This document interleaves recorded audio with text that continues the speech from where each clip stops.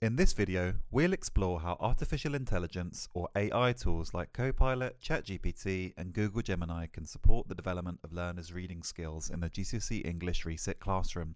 First, we've asked Copilot to generate a non-fiction text in the style of a GCSE English language exam paper on the topic of climbing a volcano. We will scroll through the results on the screen now. If you want to read the text in its entirety, you're welcome to pause the video or take a screenshot. The text is in a first-person style and has some aspects you might associate with a fiction extract. If you are planning to use this with your learners, you might ask Copilot to refine it through further prompts. It's important to check the outputs of AI tools. Don't assume they will be perfect first time. However, the text is engaging and there are plenty of language features that you could focus on in class. As you can see, Copilot is also asking whether we'd like it to generate accompanying exam-style questions or a second contrasting text. For the purposes of this video, we've said that we'd like a second contrasting text. Here are the results.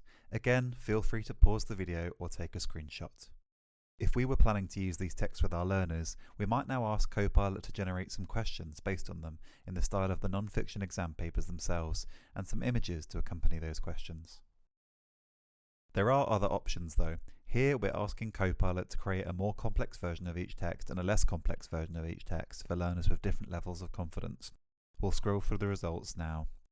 We don't have time to show you each one in full, but you can imagine how useful they might be when using adaptive strategies in your GCSE English Resit classroom, especially for learners who struggle with the original language and, on the other hand, learners who find it too simple.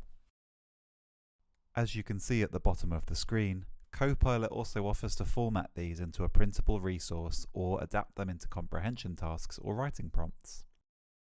As we said earlier in the video, it's important to check the outputs of AI tools. They need to be proofread and refined until you're fully happy with them.